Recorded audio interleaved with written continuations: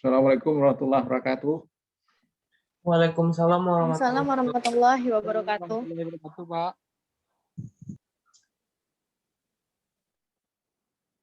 Kita lanjut dengan materi yang minggu keempat, tapi Anda jangan kaget, yang keluar saya chapter 7.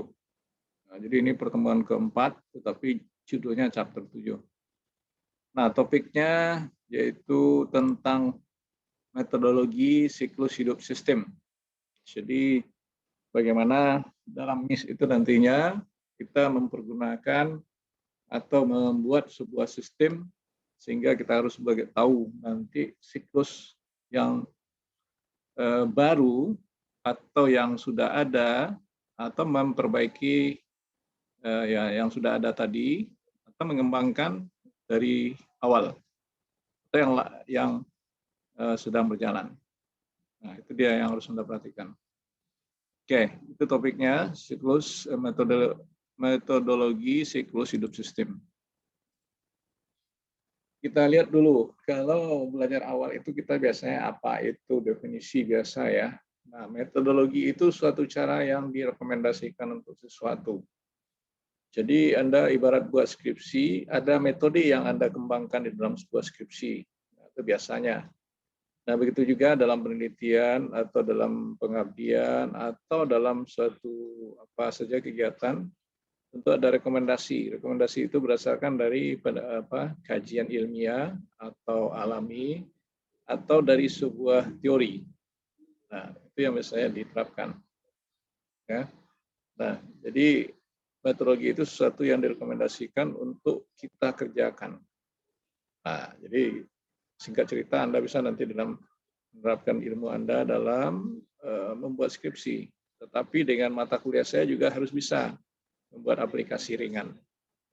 Nah, selain dari itu, kita juga harus paham sebuah aplikasi pendekatan sistem untuk melakukan pengembangan dan menggunakan sistem berbasis komputer. Nah, jadi seperti apa? Ya, Anda menggunakan portal akademik, ya, mungkin mengurus SIM mungkin sudah online juga, apalagi ini ada yang baru kemarin kita dengar ada RT ya, pelanggaran elektronik, ya itu istilahnya kalau nggak salah. Kemudian juga Dukcapil, pencatatan sipil, itu sudah berkembang, mulai banyak berkembang. Kalau sebelumnya orang cenderung hanya menggunakan untuk belanja, Blibli, Lazada, Shopee, ya. Nah, tapi sekarang akan menuju ke sana semuanya pengembangan aplikasi sebuah sistem. Nah, biasanya sistem itu sering dikatakan sebagai pendekatan waterfall. Jadi ya ibarat air terjun jatuh ke bawah, sudah itu dia menyebar dan hilang. Nah, mungkin apa yang sudah Anda rasakan yang seperti itu. Ya, contoh, kalau saya dulu di bidang ilmu komputer, saya belajar menggunakan aplikasi berbasis OS-nya DOS, Disk Operating System. Nah, itu gimana caranya? Nah, biasanya saya memasukkan disket ke dalam drive booting komputer. Kalau sekarang tidak ada lagi itu, jadi sudah hilang di telan masa. Nah, lalu ada lagi mengetik atau mengolah data dulu dengan WordStar. Nah, itu tidak ada lagi sekarang, sudah mulai hilang semuanya. Nah, jadi hilangnya berkembang di telan masa semuanya. Di ibarat ini waterfall approach, Anda ambil air, terjatuhkan dari ketinggian, nanti dia menyebar dan hilang atau kering. Itu biasanya. Seperti itu kira-kira analoginya. Berikut. Fase di dalam pengembangan siklus hidup sistem itu ada 5 tahapan yang harus Anda lalui. Nah, apa saja? Bagaimana kita membuat suatu rencana. Nah, nanti ini terapannya tugas Anda membuat sebuah proposal ya. Nanti dilihat dalam kerangkanya. Kemudian analisis. Bagaimana cara kita menganalisis suatu sistem. Nah, makanya kemarin perlu ada pembelajaran flowchart, sistem flowchart itu ya, dokumen flowchart. Nah, ini ketemu nanti ini. Apa gunanya. Kemudian perancangan sistem, ya kita merancang sebuah sistem, tentunya disesuaikan dengan aplikasi yang Anda ingin bangun. Ya, seperti yang lagi booming sekarang apa? Membuat belanja online ya silakan. Itu ada yang berbasis web yang saya ajarkan. Nah, atau ada juga yang sudah jadi, tinggal masukkan produk saja kita lagi. Ya. Nah, Atau yang ada online sekarang, Gojek, Maxim, lalu Grab. Nah, semuanya bukan hanya untuk transportasi, tetapi yang lainnya sudah ada di dalam untuk belanja GoFood dan lain segala macamnya. Bayar listrik, pulsa, ya sudah mencakup di dalam suatu arena itu. Kemudian setelah desain kita implementasikan, ya menggunakan tentu Anda belajar juga. Tapi kalau dan cepat dan bisa tanggap, bisa menggunakan tanpa tanpa ada link YouTube misalnya, tanpa tutorialnya, tanpa manualnya, mungkin wah ini saya bisa gitu. Lalu menggunakan itu ya, sesuai dengan kita memakai HP aja lah. HP dulu saya yakin Anda tidak begitu belajar. Jadi karena sudah kebutuhan, ya seperti itulah yang menjadi dasar Anda dalam pembelajaran ini. Berikut, sebuah pendekatan sistem tadi itu perlu kita lihat dalam ini. Bagaimana kita dalam SDLC itu tahapan-tahapannya bisa untuk mencapai planning, analisis, desain, dan implementasi tadi dalam siklus hidup sistem. Nah, itu yang harus Anda pahami nantinya. Nah, kemudian siapa saja pelakunya? Nah, ini pelakunya yang perlu Anda ketahui. Anda termasuk di sini nih. Sebagai apa? Sebagai user. Nah, siapa lagi seperti saya, information specialist sebagai konsultan, atau personal sistem informasi lainnya. Siapa itu? Ya, programmer, networking, ya, dan analis lainnya, atau DBA-nya, database administrator. Nah, kemudian dulu secara tradisional ya, itu pengolahan data bisa Anda lihat menggunakan mesin tik, ya, kemudian dikerjakan dengan tulisan tangan dan fotokopi dan segala macamnya. Sekarang nggak perlu seperti itu lagi, sudah beralih dengan menggunakan teknologi. Jadi perkembangan dari sebuah siklus hidup sistem sudah mulai berubah. Nah, makanya kalau Anda tidak bisa membuat secara sistem, secara tradisional tadi, itu ada sebuah strategi yang dikenal dengan outsourcing. Jadi Anda bisa melakukan kontrak keluar dari sebuah perusahaan Anda untuk melakukan pengembangan sistem tersebut. Nah, ada di dalam sebuah lingkaran kehidupan manajemen untuk mengembangkan sebuah sistem. Nah, bagaimana kita melakukan migrasi atau pindah dari sistem lama ke sistem baru? Ya, lalu apa tanggung jawab para eksekutif? Nah, siapa saja nanti yang terlibat dalam steering committee atau kepanitiaannya. Nah, jadi kalau Anda membangun sistem, Anda sebagai seorang manajer, carilah nanti orang yang tahu dengan bidang itu. Jangan orang tukang cangkul Anda suruh membuat sistem, kan tidak mungkin. Ya, tukang rambut Anda suruh membuat sistem, tidak mungkin dia. Jadi orang yang siapa yang tahu, tentu yang background-nya IT dan SI. Nah, itu suatu hal Anda dalam memanage sebuah siklus kehidupan sistem. Ya. Nah, lalu alur dan rule atau SOP-nya itu perlu Anda ketahui sesuai dengan kebutuhan yang akan direncanakan tadi. Nah, berikut ini bentuk dari sebuah hierarki dalam pengembangan siklus hidup sistem. Nah, perlu Anda lihat di sini siapa saja yang terlibat. Ini eksekutif di atas, panitianya. Begini bentuk hierarkinya. Jadi ini bagian pemasaran, ini pemabrikan, ini bagian keuangan, ini SDM. Nah, apakah salah satu saja yang penting? Tidak, semuanya harus kerjasama di dalam membentuk sebuah lingkaran hidup sistem itu. Jadi hierarkinya seperti itu. Bisa dari bawah, bisa dari atas langsung.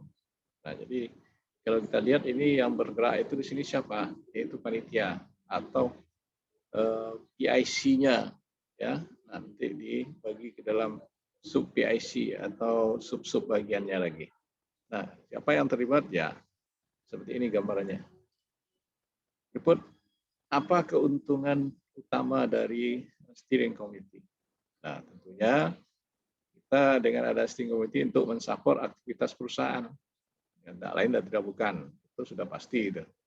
Ya, baik perusahaan atau instansi atau lembaga atau unit yang di dalam pengembangan sistem. Kemudian biasanya lagi sebuah proyek itu ditandai dengan sebuah karakter yang baik itu bagaimana? Yaitu ada planning dan kontrol. Ya, kalau tidak ada planning dan kontrol, Ya, contoh Anda disuruh beli semen, ya nanti ukuran berapa timbangannya. Nah, itu salah satu yang perlu Anda ketahui. Ada yang jumlah kilonya sekian, ada yang sekilo. Atau besi, besi besi 5 inci, nah, dibeli masukkan besi 4 inci, kan nggak cocok nanti jadinya. Sesuaikan planning dan kontrol. Kenapa? Kalau nggak sesuai nanti tentu akan, ya bangunan tidak akan kuat. Ya, seperti itu kira-kira dalam pengembangan. Baik itu bangunan atau sistem juga seperti itu. Jadi kalau bangunan sistem, kita harus sediakan apa? Hardware, software, dan termasuk brandware yang juga ahlinya. Kemudian menentukan aturan, ya, kebijaksanaan keuangan, dan bagaimana pemecahan masalah konflik. Nah, ini sejalan di dalam keuntungan steering committee tadi. Jadi Anda harus menentukan ini, menentukan aturan, menentukan kebijaksanaan keuangan atau fiskal, dan bagaimana memecahkan masalah konflik. Nah, sekarang kita sudah akan masuk ke tahap pertama. Apa yang harus dilakukan? Nah, manfaat dengan adanya planning apa? Menentukan scope project, melihat potensi masalah yang sangat sangat krusial, kemudian membuat bagian atau job-job tugas secara urut, kemudian menentukan dasar-dasar pengontrolan. Ini manfaatnya ya. Oke. Nah, step pertama yang harus Anda pahami dalam planning tadi, kita harus paham men-trigger atau recognize problem, mencari atau memecahkan masalah. Nah, ini planning Anda. Jadi ini nanti ada proposalnya yang harus Anda kerjakan. Kemudian define problem, mendefinisikan masalah. Ya. Kemudian tentukan tujuan-tujuan, lalu identifikasi constraint. Nah, ingat angka ini ibarat Anda membuat sebuah proposal. Ini anggap paragraf pertama apa, paragraf kedua apa, dan seterusnya. Nah, kemudian Anda harus menentukan 10 loss singkatannya. Apa 10 loss itu? Untuk menentukan studi kelayakan. Apa yang harus Anda perhatikan dalam studi kelayakan? Bagaimana cara teknisnya, pengembalian ekonominya, pengembalian non-ekonomi, legal and etika, operasionalnya, dan schedule. Nah, nanti dalam praktikum untuk minggu ini kita akan lihat dalam bentuk schedule atau manajemen project-nya. Ya, yaitu menggunakan metode CPM dan PES nantinya. Oke, kita lanjut. Nah, 6, prepare studi project proposal. Jadi Anda harus menyajikan sebuah proposal. Kemudian apakah proposal Anda nanti diterima atau ditolak. Nah, kalau diterima berarti lanjut, kalau ditolak berarti Anda harus ulang, ya, menentukan ini, mencari-cari cara-cara yang terbaik atau ide-ide yang terbaik. Nah, kemudian apakah diterima atau ditolak lagi, baru dilanjutkan. Nah, jadi ini planning Anda di dalam tahapan dalam planning yang harus Anda pahami. Kemudian jika sudah oke, lalu kita menentukan mekanisme kontrol. Nah, apa yang perlu menentukan mekanisme kontrol? Ini nanti akan kita lihat dalam bentuk what. What itu apa yang akan dikerjakan, who, siapa yang akan mengerjakan, when, berapa lama waktu yang dibutuhkan. Ya. Nah, seperti Anda kuliah itu 1 semester. 1 semester itu berapa bulan? Nah, jalannya yang bersih itu kalau dihitung minggu, 16 minggu. Kalau dihitung hari, kali-kala. Kalau 30 rata-rata 1 bulan, berarti 30 kali 4, 120 hari. Itu kalau hitungan hari. Kalau bulan 4. Kalau tahun, 1/3 tahun. Ya, seperti itu. Nah, lalu untuk menentukan itu, selain dari yang 3W ini, maka kita gunakan CPM dan PERS Network Diagram. Nah, ini akan kita lihat dalam praktikum. Ya, lanjut, saya lanjut. Ini kerangkanya dalam planning PES, saya nggak ngulang lagi, tadi sudah. Nah, nanti buatlah sebuah proposal studi kelayakan. Kira-kira poin-poinnya ini. Ya, tidak sulit, Anda bisa search di Google nantinya. Saya tidak menerjemah, nanti lihat namanya. Berikut. Nah, ini tadi masalah waktu yang digunakan, nanti kita akan praktekkan di dalam metode menggunakan manajemen proyek. Tidak ini yang saya bahas dulu, kita lanjut aja dulu tahapannya. Nah, ini juga lanjutan yang tadi, berapa waktu yang dipakai, yang disediakan, kita lihat nanti. Sekarang tahapan yang kedua. Setelah planning oke, nah biasanya itu ada langkah penyelesaiannya, yaitu dengan membuat semacam ini, semacam kelanjutan pekerjaan. Jadi itu yang harus Anda pahami di dalam pekerjaan ini.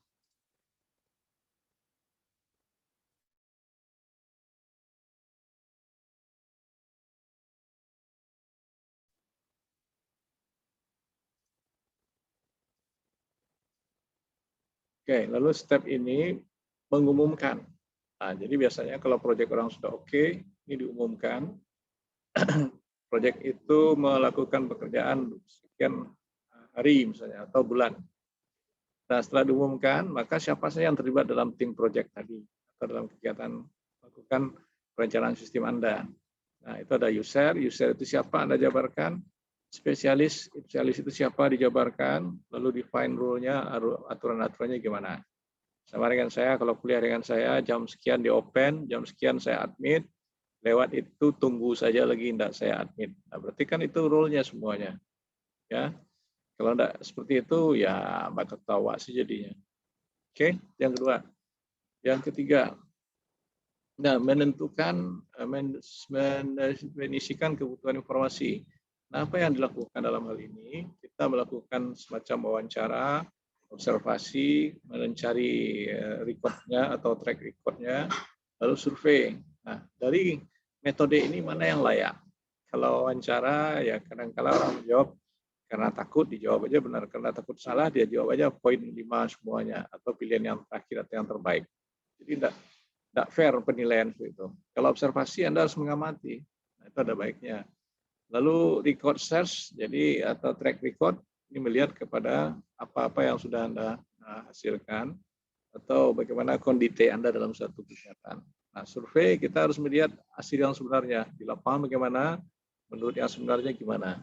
Itu yang harus Anda pahami ya. Berikut.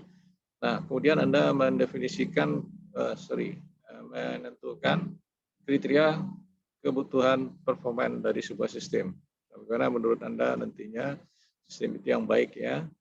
Nah, kemudian sajikan lagi proposal dan dari ini. Dari apa? Dari analisis. Bukan proposal planning lagi. Nah, apa bedanya tentu harus Anda paham. Ya, lihat dari formatnya nanti. Lalu diterima atau ditolak, baru dilanjutkan ke perancangan. Nah, dipahamilah analisisnya. Di analisis itu bisa saja dalam bentuk rumus nantinya, atau dalam bentuk dokumen flowchart atau sistem flowchart yang pernah Anda pelajari dengan saya di prakteknya. Berikut, ini kerangkanya, saya tidak menjelaskan lagi, tadi sudah rinci. Nah, nanti buatlah lagi ini semacam proposal apa dalam perancangan. Isinya apa? Executive summary. Jadi berapa proposalnya Pak? Ya, planning dulu, lalu analisis, lalu desainnya. Nah, apa bedanya nanti kerangka-kerangka ini bisa Anda lihat. Nah, ini eksekutif, ini pengantar, ini definisi masalah, tentukan tujuan dan kendala atau batasannya, kriteria performanya gimana, kemungkinan alternatif yang akan terjadi, lalu sistem yang direkomendasikan atau proyek yang dirancang dengan sesuai rekomendasi apa. Nah, dilihat dari performa tugasnya, SDM yang diperlukan, schedule-nya itu, estimasi biaya, ini nanti kita bahas ini. Nanti Anda bisa lihat contoh dalam praktek untuk ini. Jadi kalau ada bertanya, Pak ini gimana? Nanti lihat praktek saya. Bisa kita memperkirakan biaya, dalam artian apa? Kalau orang tender, itu harga publish dengan harga yang sebenarnya beda. Nah, kalau di harga publish misalnya 500, nah sebenarnya harganya bukan 500. Nah, itu orang akan menentukan seperti itu yang estimasi biaya. Lalu apa yang diharapkan dari sebuah sistem? Tentunya ini nanti bagaimana struktur organisasi, proses operasi dan struktur yang ada dalam suatu perusahaan atau instansi. Nah, 8. Nah, perencanaan pengembangan secara umum, dalam itu meliputi apa nanti? Ada analisisnya bagaimana, perancangannya gimana, dan implementasinya gimana. Kemudian summary. Jadi 3 kerangka proposal, planning, analisis, dan perancangan. Apakah 3? Nanti lihat lagi. Ini tidak perlu saya jelaskan lagi, ini format dalam bentuk gambar. Berikut tahapan yang ketiga, ini tadi yang desain proposal. Nah, itu kerangka proposal tadi. Sorry, tahapannya nanti seperti ini, harus rinci rancangannya, mulai dari top down, dari atas ke bawah, sistem level atau sub-level. Yang ini sudah paham nih sama dengan folder, subfolder. Kemudian alat-alat yang didokumentasikan. Nah, yang kedua apa? Identifikasi konfigurasi alternatif sistem. Jadi bagaimana kita manage yang benar nantinya. Nah, kemudian ini sudah saya ajarin enggak? Data modeling, proses modeling, object modeling, ini belum. Nah, sorry ya. Kalau yang proses modeling ini sudah nih. Sistem flowchart, program flowchart, data flow diagram, ya. Nah, ini tidak usah bagi Anda. Nanti ini aja yang belum begini. Data modeling yaitu ERD. Itu kalau nggak salah minggu 5 apa 6 ya, saya lupa. Nanti kita lihat. Ini sudah ya. Nah ini dia, kita lihat count of flow. Sudah enggak kita pelajari ini? Rangga Juandra, hadir ini? Rangga hadir enggak? Bagas hadir enggak? Halo? Tidur? Rangga hadir, Pak. Nah, kamu sudah paham enggak apa yang saya lihat kali ini? Kan sudah saya ajarin enggak belum? Sudah, Pak, di Visio. Ah ya, berarti Anda bukan meniru ini lagi, membuat implementasi yang punya Anda sendiri. Ya, Agung, kamu juga sudah paham ini? Sudah buat tugas sendiri kan? Insyaallah bisa, Pak. Ya, oke, saya nak ulang lagi nih, bagaimana anunya simbol dan segala macamnya. Ya, tidak perlu saya tanya lagi kepada Anda. Nah, tadi juga ini hardware, software yang perlu, lalu ini nanti Anda jelaskan. Nah, ini alternatifnya saya nggak jelasin ini.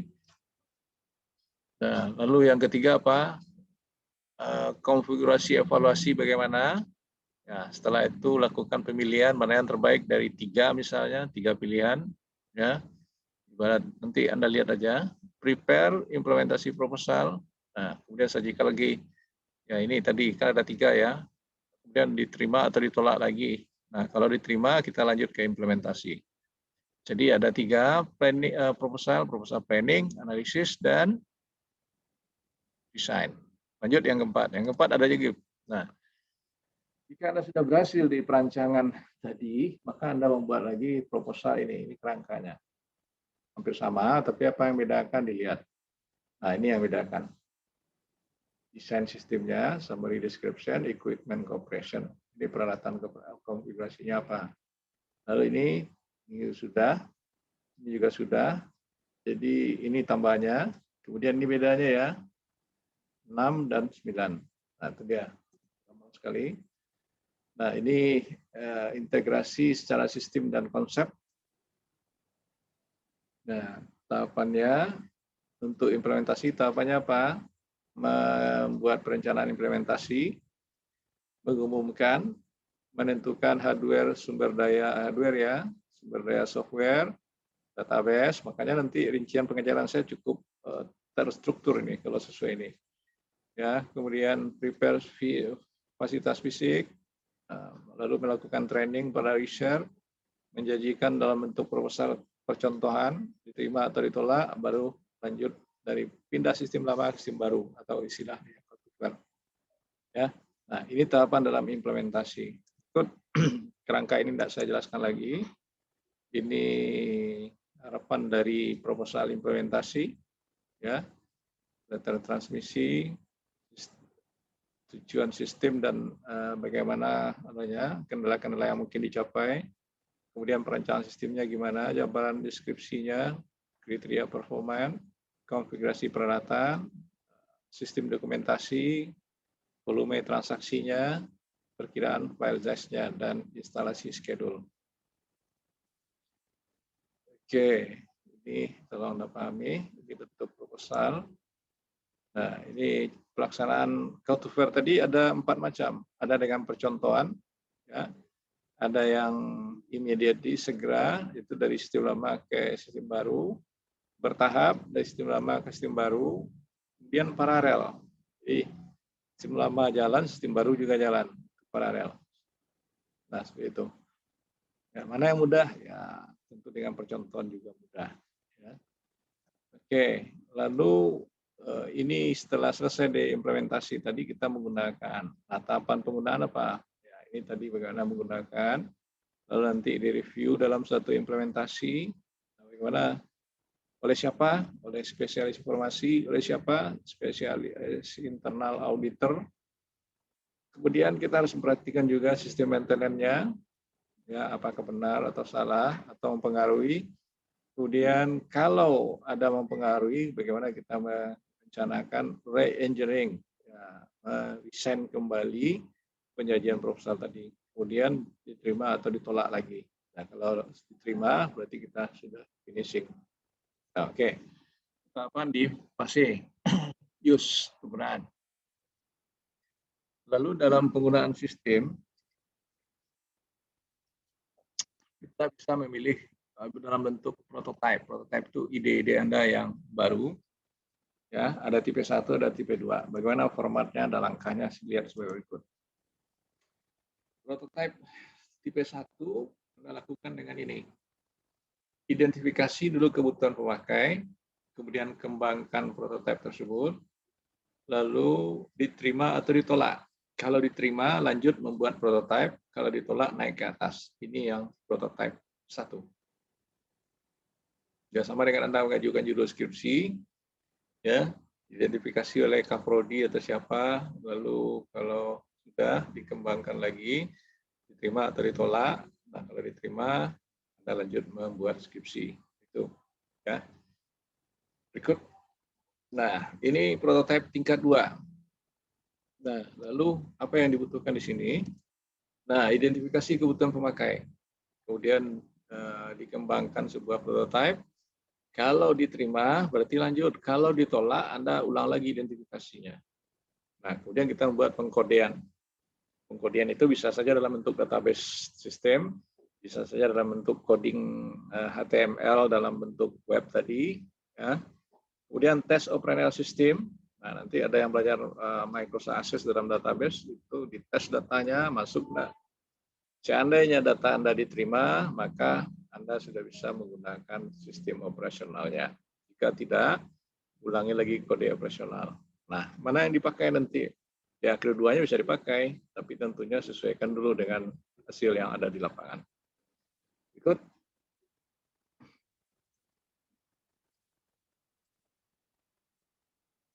Nah, interaksi dalam penggunaan prototipe tadi apa? Supaya terjadi komunikasi di antara analis dengan para pemakai yang bisa mempengaruhi penggunaan sistem. Jadi dalam prototipe tadi perlu penggunaan interaksi antara analis. Jadi ya analis itu siapa? Ya Anda juga bisa berperan sebagai analis. Ya.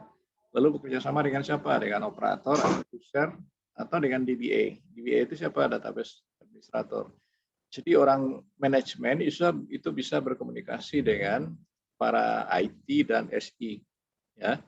Nah, itu dia yang harus Anda pahami. Kemudian analis bisa menyajikan suatu pekerjaan yang lebih. Jadi Anda ke saya itu, Pak, saya ingin ini membuat ini.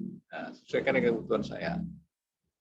Nah, contoh, Pak, saya membuat belanja online yang sudah otomatis begitu diorder orang langsung masuknya duit ke rekening saya, seperti itulah kira-kira. Jadi bisa otomatis semuanya. Kemudian pemakai bisa menggunakan secara aktif dalam sebuah sistem yang dikembangkan. Seperti Anda gunakan aplikasi apa saja zaman sekarang. Kemudian spesialis informasi dan para pemakai melakukan semacam usaha-usaha bagaimana menghemat waktu dan dalam pengembangan sistem. Nah, jangan terlalu lama ya. Implementasi itu sangat mudah sebab kalau yang diinginkan pemakai yaitu yang mudah dipahami atau diharapkan. Ya, penciptaan dari sebuah sistem ya, dikenal dengan ide-ide Anda dalam pengembangan sebuah sistem.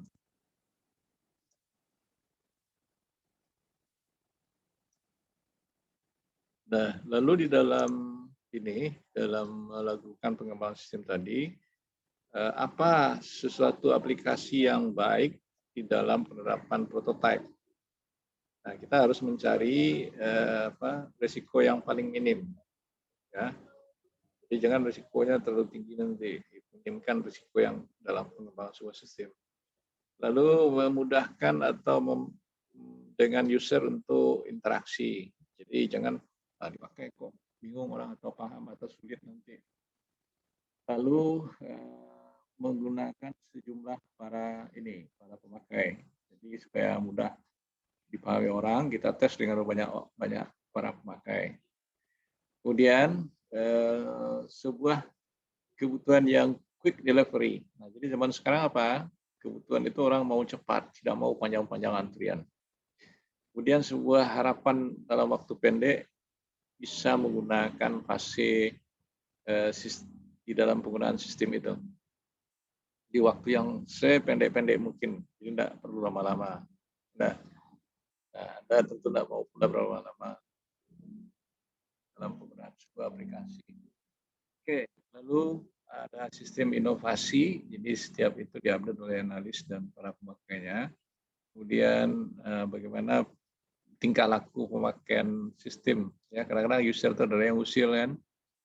Nah, tetapi kalau sudah diprotek dengan password dia tidak bisa usil. Ya, contoh kalau Anda pernah dengar, coba lihat aplikasi Grab itu nggak bisa diapa-apain. Aplikasi Gojek juga nggak bisa diapa-apain oleh para user. Ya, mau curang nggak bisa, malah kita bisa di PM istilahnya. Oke, rapid test nanti Anda nanya, aplikasi gerak cepat Anda baca, DPR proses nanti Anda baca, buku putih yang saya maksud. Ini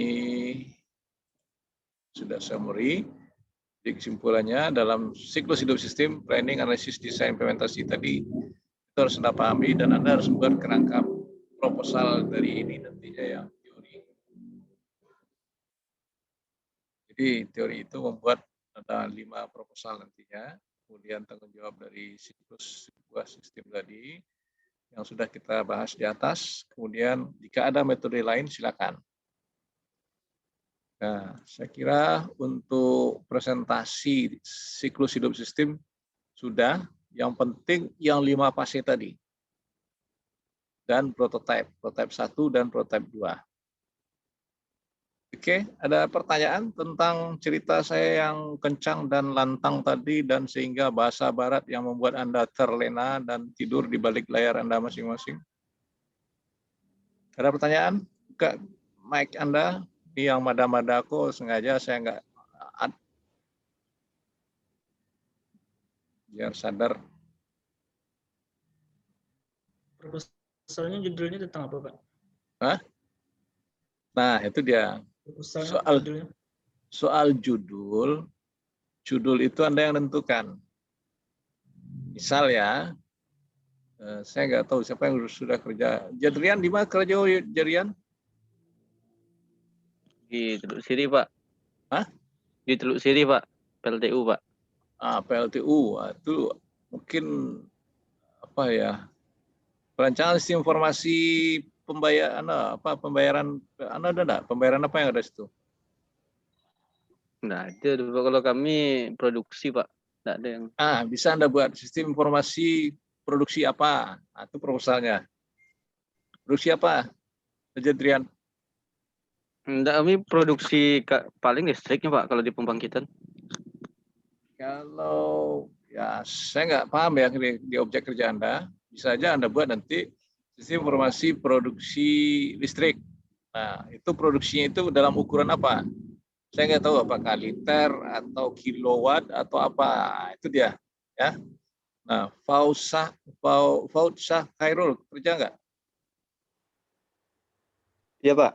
Nah, kamu tanya judul nggak? Kira-kira judulnya apa? Kalau iya kerja di mana, itu bisa Anda buat seperti Jadrian tadi. Saya rencana di bagian gudang aja, Pak. Nah, bagus itu sistem informasi penggudangan. Nah, jadi bidang saya di sana. Oke, cocok sekali. Itu gampang sekali nanti mengenai database-nya itu segala macam. Tapi database kita belum belajar nanti sebenarnya paham lagi. Ya. Ya. Oke. Adila Aulia kerja enggak salah ya? Gimana?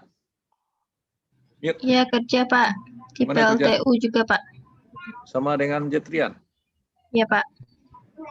Tapi harus beda dengan Jetrian ya, kalau memang satu perusahaan. Atau sistem informasi pengelolaan karyawannya, gaji karyawan. Ini misal ya. Jadi dia kan sama kalau satu instansi. Vira Ari kerja di mana? Di Haliora Pak. Liora aku PLN-nya enggak? Anaknya Pak. Itu kan pelayanan ya, gangguan. Bagian administrasinya Pak. Yang Boleh, TK ada juga. boleh Anda buat sistem informasi. Bisa dibuatkan sistem informasi nanti itu. Apa kendalanya Anda tahu tuh, Anda yang di bidang itu. Reno, gimana? Di Rumah Sakit Universitas Andalas, Pak. Bagian apa Anda? Administrasi atau pelayanan pasien atau apa? Bagian sterilisasi, Pak. Saya nggak paham ya. Bisa aja Anda buat nanti itu. Sistem informasi, sterilisasi apa? Saya nggak, karena nggak paham bidang itu. Fadila kerja? Kerja Pak, Gimana? buka toko pakaian Pak. Boleh. Sistem informasi toko pakaian anak-anak atau ibu-ibu atau apa. Nah, jadi ada yang sulit loh. Kalau yang bertanya tadi siapa itu? Sudah terjawab semuanya tuh. Perlu nggak saya tanya one by one ini? Sudah terbayang untuk tugas pembuatan proposal itu? Sudah? Ada Sudah? contohnya enggak Pak? Contoh Iya. gampang saja nih. Kalau mau contoh, search di Google. Gampang semua ya sekarang. Tapi jangan disalin nanti. Buat judulnya. Nanti ditolak. Ya pokoknya Anda cari, tapi jangan di copy paste, jangan disalin itu. Cari lalu. Kalau tak berani cari, itu tidak mungkin. Bagusnya sesuaikan dengan pekerjaan Anda di mana, ya nah, makanya cari contohnya. Sebenarnya sudah ada semuanya itu, tapi jangan disalin itu. Saya akan tahu nanti tip dan triknya. Jadi Anda buat tugas itu harus sesuai di tempat Anda bekerja atau tempat orang tua Anda. Sifatnya lokal Sumatera Barat nanti.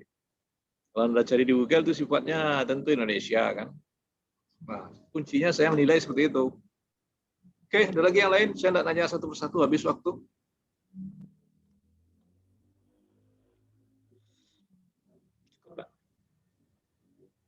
Cukup?